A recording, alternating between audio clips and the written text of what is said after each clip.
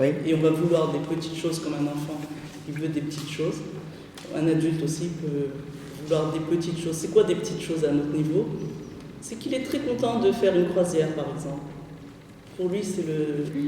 Alors que quand on étudie, quand on sait que c'est des petites choses par rapport à la grandeur de connaître Dieu. La grandeur de vouloir connaître Dieu, c'est grand. Mais pourquoi? Parce que c'est pas le cerveau intellectuel, on parle d'un autre cerveau. C'est pas le cerveau, c'est pas une question d'être intelligent ou pas intelligent.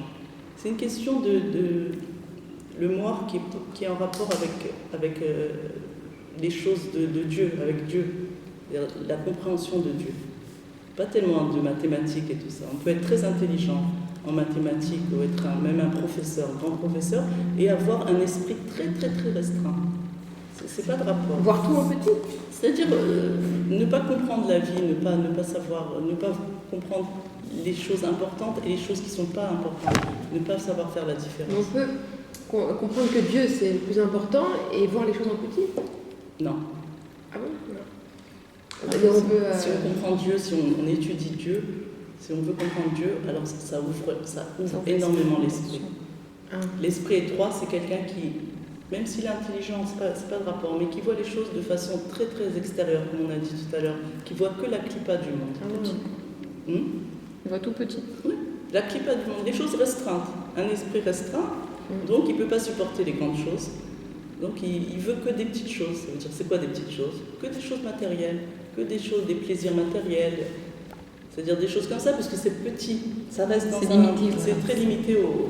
On ne dit pas que le matériel, c'est pas bien. Alors vouloir le Batamikdash, c'est un grand esprit alors? Bien sûr. Non, je sais pas, d'après... Vouloir la Géoula, bien sûr, c'est grand. Oui, mais voilà, encore une fois, on peut vouloir la Géoula et avoir un petit esprit. C'est-à-dire, on dit on veut la Géoula, il y en a beaucoup qui disent qu'ils veulent la Géoula. Ça dépend si c'est stable des mots, mais si vraiment... Non, c'est pas stable. Alors, c'est pas stable, en fait. Alors, en vérité, au fond, chaque juif, il a un grand esprit.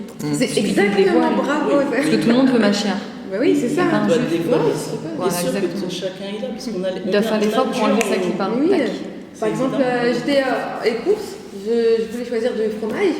Donc une fille des courses, elle me dit pas vrai, ma chère, il arrive. Je dis ouais, il arrive et tout. C'est genre, je fais ça mon fromage maintenant, genre vraiment, tu vois. Pour te dire qu'on peut choisir un truc banal du matin. Je demande. Ouais, bien sûr. sûr. Ça veut pas dire Et ça prouve bien que les juifs, ils ont un grand esprit finalement. Voilà. Tout le monde veut ma chair. Non, ça ne veut pas dire qu'on ne doit pas avoir du matériel, on doit avoir du matériel, mais si ça s'arrête là, c'est ça le problème. Évidemment, le rabbi a dit que chaque juif il doit être riche, en gashmiut, ça veut dire matériellement aussi. Mais si toute ma vie ça s'arrête à ça, c'est clair. Alors c'est restreint. Donc alors qu'est-ce qu'on a dit maintenant? On a dit que les ressentis, ils naissent par la façon dont je conçois le monde. C'est-à-dire, la façon dont j'ai été programmée, c'est quoi être programmée? On a dit que ce sont des phrases et des images qu'on a vues et qui sont des décrets pour nous. Chacun d'après ce qu'il a vu, etc. C'est des croyances qu'on a accumulées dans notre enfance. Et si ces croyances, elles disent, par exemple, on avait dit, je crois, la semaine dernière, ou il y a 2 semaines, il mérite, il a tellement souffert qu'il mérite. Par exemple, une phrase comme ça qui paraît... Mais elle veut dire, c'est horrible ce qu'elle veut dire. Ça veut dire que pour mériter, on doit d'abord souffrir. Et c'est ce qu'elle a dit. Et très souvent, on entend ça. On entend, ah là là, il mérite, vraiment, il mérite d'être heureux après tout ce qu'il a souffert. Alors, une phrase comme ça fait que dans notre esprit, pour avoir quelque chose, il faut d'abord souffrir. Parce que tous les nissionotes qui nous arrivent, en vérité, c'est nous qui nous les amenons, puisque c'est nous qui créons notre vie par notre ressenti. Donc si on a un ressenti qui s'appelle culpabilité, alors on va s'attirer des punitions. Donc tous les jours, je le mérite, vas-y, je le mérite. C'est bon, je le mérite. Il ne faut pas oublier que c'est filmé alors. Il ne faut pas trop parler. Non, tu peux, mais pas trop. Parce que c'est filmé. Ça avance, ça. Oui, d'accord.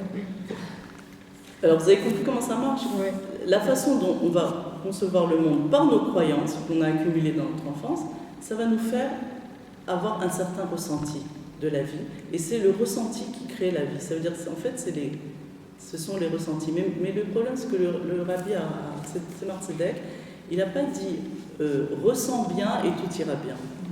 Il a dit pense bien et tout ira bien. Pourquoi il a dit pense bien et tout ira bien et pas ressens bien? Puisqu'en fait, on vient de dire que c'est le ressenti qui crée la vie.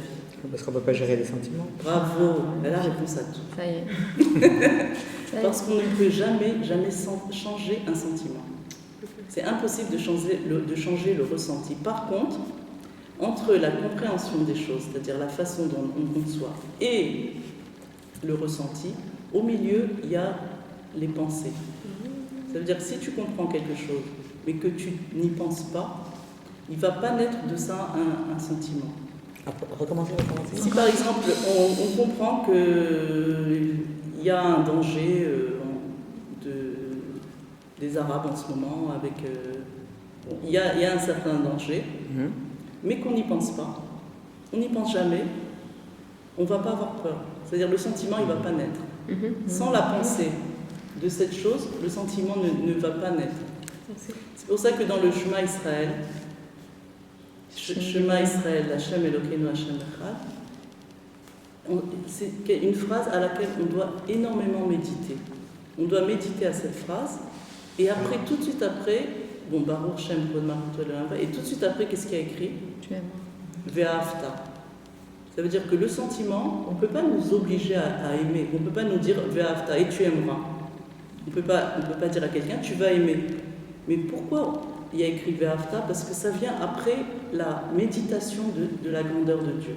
C'est-à-dire quand on médite, on pense beaucoup, on médite beaucoup sur Dieu, sur sa bonté, sur le fait que toute l'intention de la création du monde, c'est le bien, qu'il a regardé dans la Torah pour faire le bien et que chaque chose est bonne. Si on médite comme ça, il va naître chez nous un sentiment d'amour. On ne peut pas nous dire d'aimer sans avoir avant pensé à ça. Comme on ne peut pas avoir peur de quelque chose si on n'y a pas pensé.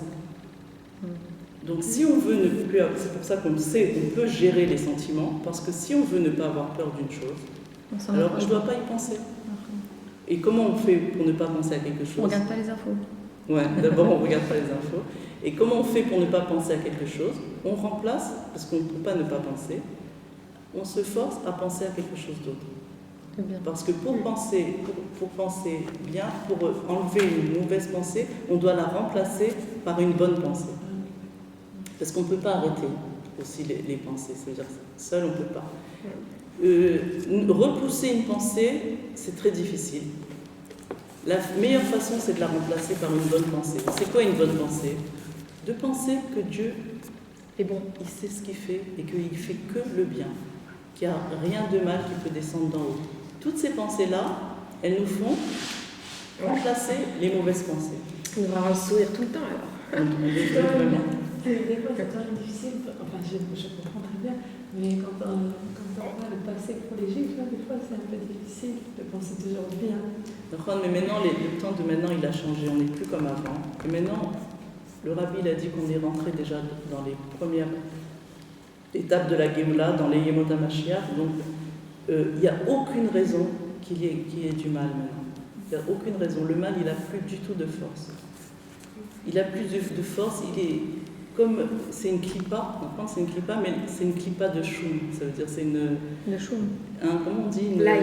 Ouais, c'est les clipotes là, les épluchures. Les épluchures de choum, c'est rien, c'est insignifiant, c'est léger, il n'y a rien. C'est-à-dire la clipa, elle n'a plus de force du tout maintenant. Je peux raconter juste une petite histoire, je me rappelle maintenant par rapport à ça. Ouais. Il y a un ami à mon mari, Youssef Israël Kalemou, il s'appelle, il enseigne beaucoup de restes très profonds. Et il habitait à côté de Bétar à l'époque, il y a 5 ou 6 ans. Et il y a un arabe que Dieu préserve qui est venu et qui l'a poignardé. Sa femme, elle a hurlé, il réadonné-nous 3 fois de suite. Les Arabes, ils se sont enfuis, mais devant elle, ça veut dire, ils étaient terrifiés comme ça. Ils sont partis. Ça veut dire, elle a tenu comme ça devant eux, elle a hurlé. Voilà, elle a brisé la clipa. Elle aura hurlé en plein visage, ils sont partis terrifiés. Et son mari, Baruch Hashem, est en bonne santé, grâce à Dieu. La clipa, elle a très peur des choses de Kedusha. C'est-à-dire, si par exemple un juif, mais le tas du filines, la guerre de Kippour, c'est comme ça qu'on a gagné. Oui.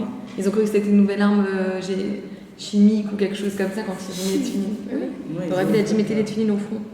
Et d'ailleurs, ils doivent voir des choses que nous, on ne voit pas.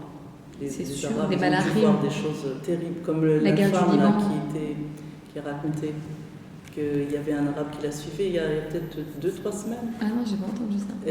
Il la suivait et elle avait des doutes sur lui, qui voulait la poignarder. Et en effet, c'était un Mekhabel. Et donc elle a vite appelé la police, elle a appelé les forces de l'ordre, ils sont arrivés, ils ont réussi à le prendre. Et ils lui ont dit comment ça se fait que tu l'as pas fait? Ouais. De quoi? Tu l'as pas poignardée, elle était juste à côté. Il a dit parce que entre elles, il y avait 2 hommes très costauds. Et elle dit qu'elle était seule dans la rue, mais par contre, elle n'arrêtait pas de dire dans sa tête Mi Yemini, Michael, Mismoli. Comment? Tu sais, à ma droite, Michael, à ma gauche. Gabriel, les anges, elle disait ça dans sa tête. Oh qu'à sa droite, il y a Michael. Et donc l'arabe, il a vu ça. Il a vu des anges autour d'elle, parce qu'elle les pensait. Ouais. Et donc il a eu très peur, il n'a pas voulu les affronter. Oh et donc on n'aurait jamais su s'il n'avait pas dit ça. Et la femme, elle a mis ça partout. J'ai pas entendu. Comme quoi la pensée, elle crée des malachim et des protecteurs. Ça, la bonne pensée, elle crée des anges autour de nous qui nous protègent. Ça, si elle aurait pensé Dieu, il est avec moi, il me protège, j'aurais vu Dieu, il serait mort sur le coup. Moi, pourquoi je marche dans la rue et je pense qu'il y a parce qu'on dit qu'il n'a fait rien. Les ailes. Oui. Les ailes. Mais en gros, il dit les ailes de Ça Dieu protège. nous protègent. Alors moi, j'ai l'impression qu'il y a des ailes comme ça, ils nous Voilà, protègent. le Vraiment, fait, je me sens que super. tu penses à ça, et ben, la kippa, elle voit ça. Ah ouais, Je je me veux sens dire, vraiment une nuée comme ça. Ça annule la kippa, vraiment. Alors Je maintenant, pense que c'est ma chère. alors, on a parlé de l'intention qui est toujours bonne, mais l'expression de la bonne intention, elle n'est pas toujours bonne à l'extérieur. Ça veut dire qu'on a toujours une bonne intention, mais des fois ça sort mal, ça sort à four. Pourquoi? Parce que la vision du monde, comme elle est faite par un certain programme, et que ce programme, il dit par exemple, pour obtenir quelque chose, on l'obtient, la meilleure façon d'obtenir quelque chose, c'est de l'obtenir par la force. Par exemple, quelqu'un qui a cette émouna, cette croyance-là. La lutte. Non, c'est mon fils. Hein? Non, il m'arrive jamais. Je fais ça. 2 secondes. Tu peux arrêter? Oui. Allô?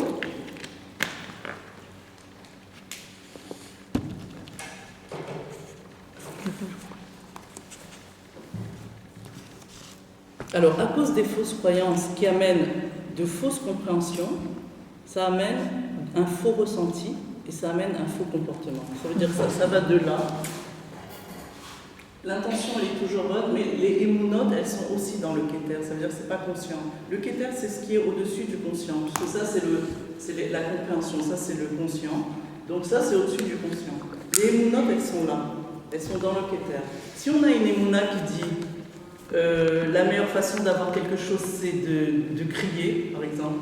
Ou bien on a vu ça à la maison, que le père ou la mère, pour obtenir quelque chose, elle devait crier. Donc on a compris que c'était comme ça qu'on obtenait les choses.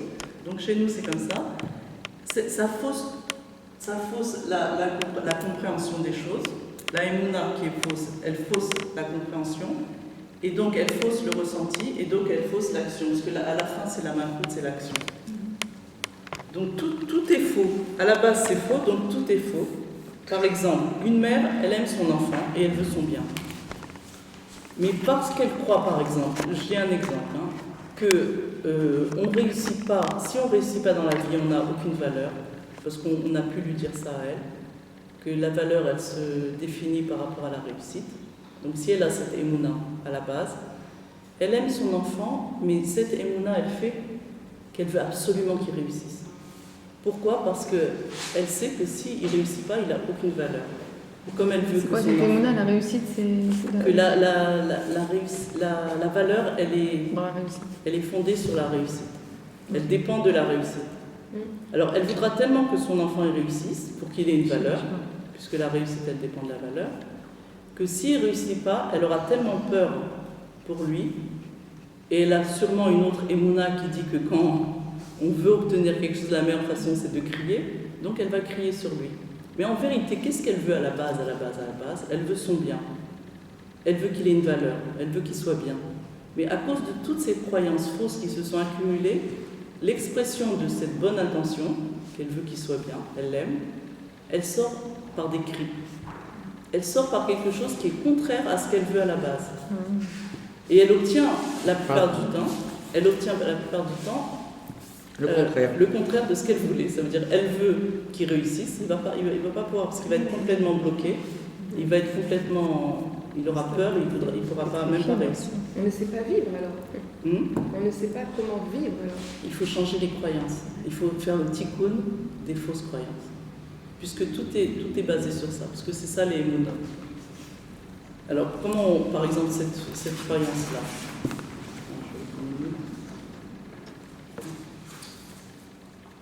Donc, attendez, d'abord, avant ça, donc il y a l'intention qui est bonne. Les compréhensions, ils peuvent être faussées par les fausses croyances, qui font que j'interprète mal la réalité, parce que la réalité, je l'interprète par rapport à mes croyances. Et quand les croyances sont fausses, donc l'interprétation de la réalité, elle est fausse. Et ensuite, les ressentis qui viennent après, ils sont aussi faux, puisqu'ils viennent de la façon dont je perçois les choses. Donc ça aussi, c'est faux. Donc, les événements que je vais amener vers moi, elles vont être aussi. C'est-à-dire que ce qu'on crée par le ressenti, je vais amener des événements qui n'ont aucun rapport avec voilà. C'est-à-dire que la personne, elle va si c'est le mari, il va s'éloigner, puisque je veux lui dire que je l'aime, et en vérité, je le critique ou je le menace pour qu'il se réveille, pour qu'il y ait quelque chose. Mais en vérité, c'est pas ça que je veux. En vérité, je veux qu'il se rapproche, mais mon comportement, il fait qu'il s'éloigne. C'est-à-dire, j'obtiens le contraire de ce que je veux. Donc en fait, si on aime la personne, tout simplement, il faut dire qu'on l'aime. Exactement. Mais quand on le dit tout simplement, la personne elle dit mais qu'est-ce que t'as alors par exemple, quelqu'un a peut-être une fausse croyance qui dit que d'exprimer ses sentiments c'est une faiblesse. Elle me il te fuit, elle fuit d'eux, il t'aime. Voilà. C'est quoi ce truc? Oui, c'est ça. C'est faible de dire qu'on l'aime, c'est une faiblesse. Oui, c'est ça, exactement. Alors comme elle peut pas dire ça, donc elle va le dire d'une autre main et ça fausse complètement les relations. Ça fausse complètement les relations. Ou alors tu dis n'importe quoi. Alors donc ce qu'il faut faire, c'est faire le tikkun, la réparation des fausses croyances, de les remplacer par des autres croyances qui sont des bonnes croyances. Par exemple, si quelqu'un a dit tu es nul, tu n'arriveras à rien. Bah, toi-même. On lui dit toi-même. Non, mais si un enfant il a écouté ça dans sa vie, il peut pas. C'est un petit enfant, il sait pas. Sa mère lui a dit tu n'arriveras jamais à rien, tu es nul, son père. Alors, on lui dit des phrases de Torah, par exemple, des phrases de Tikkun qui disent « Ma valeur, elle est en moi. Rien ni personne ne peut rajouter ou enlever à cette valeur. » Alors, quand on sait que la valeur, elle n'est pas à l'extérieur, elle est à l'intérieur, et que personne ne peut te rajouter ou t'enlever quoi que ce soit, ça fait le tikkun de cette phrase-là. J'adore que vous parlez, on a vraiment l'impression que ça y est, quoi. Tout est net, ça y est, il n'y a plus, ça y est, c'est Mashiach, c'est tout, c'est Nekuda. Mais quand on médite à cette phrase, qui est une phrase de vérité, qui est de la Torah, il n'y a plus de place pour un sentiment d'infériorité. Il n'y a plus, mais il ne faut pas seulement le dire une fois, il faut vraiment y penser, méditer sur cette phrase qui est le Emet. Et comme le Emet, la vérité, elle tient. Pourquoi? Parce qu'elle a pour base deux traits à chaque fois.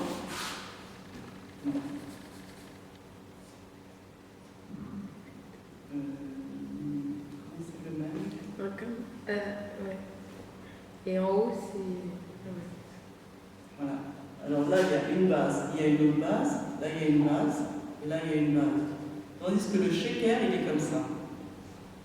Il n'y a pas de base. Ah, c'est beau. Il a une pointe là, une pointe là. C'est-à-dire qu'il ne peut pas tenir. Il tout le temps. Il ne peut pas tenir parce qu'il n'a pas de... Voilà, il n'a pas de base. Voilà. Le shaker, il n'a pas de base. Le Emet, il a une base. Donc le Emet, il dure à longueur de temps. Le shaker, un jour ou l'autre, il va tomber. C'est sûr. Le shaker, il tombe toujours. Il va le faire lâcher. C'est pour ça qu'une phrase de Emet, elle enlève beaucoup de shaker, beaucoup de mensonges.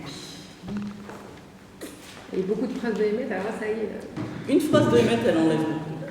Alors à force d'y penser, ne peut plus avoir de place à aucun sentiment d'infériorité, c'est impossible. Parce que personne ne peut prendre rien. Personne ne peut m'enlever, tout est en moi. Donc, la réalité ensuite, elle va s'adapter à ce nouveau ressenti.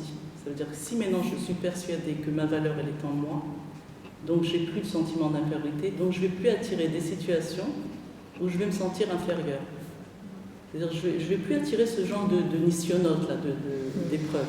Parce que les épreuves, elles sont là pour nous dire, là où il y a un problème de mauvaise compréhension des choses, de mauvais ressentis, et donc de mauvaise compréhension des choses, et donc de mauvaises croyances, de fausses croyances. Tout ça, c'est pour nous dire, là tu te trompes. L'épreuve, elle est là pour nous dire ça. À part qu'elle cache derrière un trésor, elle a aussi un message à nous dire. Elle nous dit, là, il y a un problème, tu as un problème avec toi-même. Tu as un problème de confiance en toi. Par exemple, s'il y a un homme qui crie sur sa femme, alors on avait donné cet exemple, la femme, elle ne doit pas s'impressionner de ça parce que c'est sa clipa qui est en train de s'énerver, c'est pas lui. Mais d'un autre côté, elle doit prendre le message qui lui dit, si on peut crier sur toi, c'est que tu as un sentiment d'infériorité, c'est un sentiment de manque, qui permet que quelqu'un crie sur toi. Parce que si tu n'avais pas ça, si tu te sentirais la valeur de toi-même, personne ne peut crier sur quelqu'un. Personne, c'est impossible. Sauf si la personne, elle a un sentiment de manque de valeur. Et donc, pour te réveiller, pour te dire, voilà, tu dois renforcer ta valeur en toi, on attire nous-mêmes vers soi des situations où on va nous montrer qu'il y a un problème. On va comprendre qu'il faut se changer. Voilà. Donc les épreuves, en fait, c'est nous-mêmes qui nous les amenons par nos pensées, par nos façons de voir et de concevoir le monde, par nos fausses croyances. Mais comment tu déprogrammes ce sentiment d'infériorité avec des phrases que la personne a grandi depuis sa naissance? Cette phrase, c'est tout. La valeur est en moi. Rien ni personne ne peut rajouter ou enlever à cette valeur. Ça suffit. Il n'y a rien de. Tu t'imagines le ça ne veut pas dire quelle valeur on a. Que ça ne veut pas dire quelle valeur on a. Qu'elle soit en moi, c'est un fait. Ah non. Elle est pareille pour tous les enfants. La valeur, quand je dis valeur, ça veut dire. On a un enfant de Dieu. La partie de Dieu, le divin, il est en moi. Le divin, c'est sûr qu'il a une valeur. Au même titre que l'autre juif. Chacun. Que l'autre être humain. On est tous pareils, on a tous une valeur. Mais la valeur, elle est en soi. Mais elle n'est pas différente l'un de l'autre. L'expression de ça, c'est différent d'après nos fausses croyances. Voilà, mais en vérité, on est fait de la même chose. On est tous égaux devant Dieu. On est tous égaux. On a tous la même chose à l'intérieur.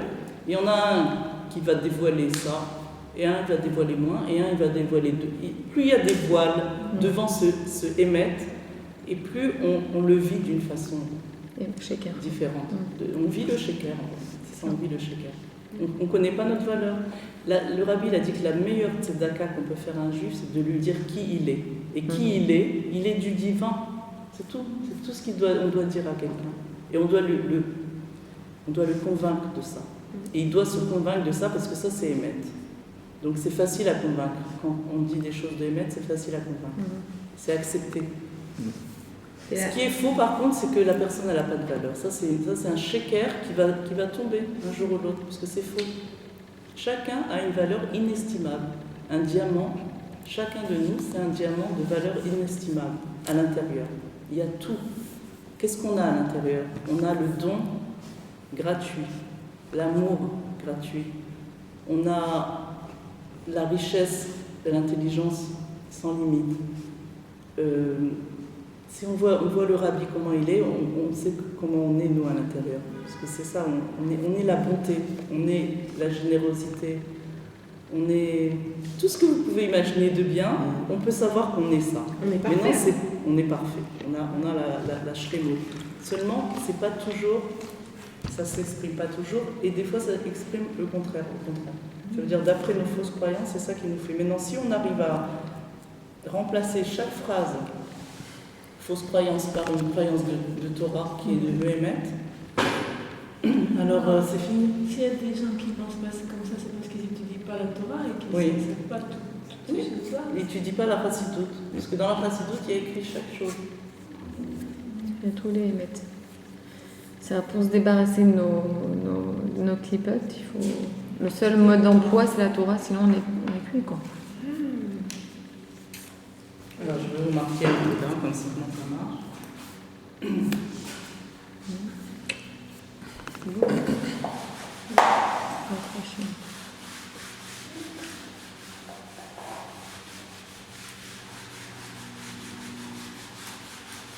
Mais une fois qu'on est sorti de notre propre voile, on peut aider les autres à sortir de leur voile, non? Voilà, exactement. Ça va le faire. Et c'est comme ça qu'on apporte ma chère. Je sais pas, vous avez dit qu'il faut être positive alors. Bien sûr, t'as raison. Moi, c'est jusqu'à là. C'est un bon exemple. Ouais, je trouve que c'est pas mal. Moi, je pousse. Bah, il faut. Compréhension Ouais, et non. pensée. Ouais. Plus penser, parce que comprendre, ça suffit pas, il faut aussi penser. Ça amène le ressenti. Et le ressenti, il amène la création de mon monde personnel.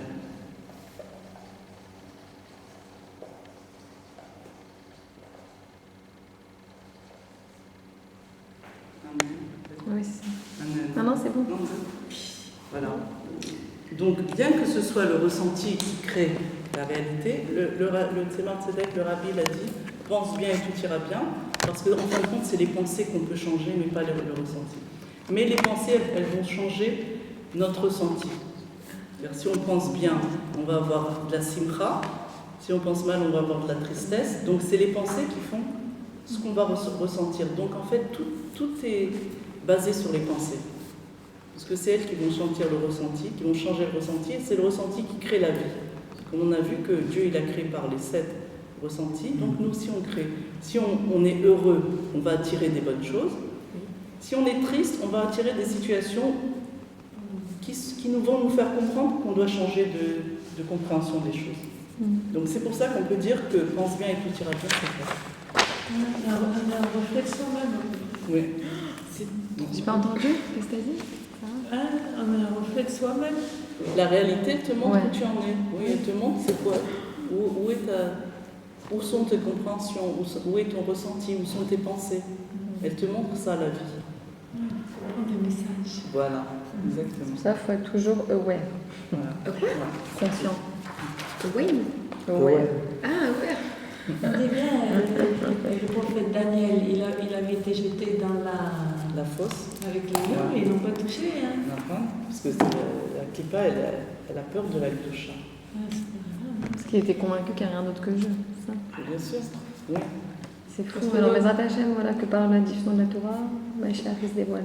Amen. La Refoua Shlema Yonatan, Shmuel ben Sandra, Ari Nissim ben Chana, Ishaï Naftali ben Yafit, Aaron ben Atziva, monsieur dit hier soir, Amen. L'école Cholam Israël, Esther Bat Desi. Amen. Voilà, Refresh, Mashiach.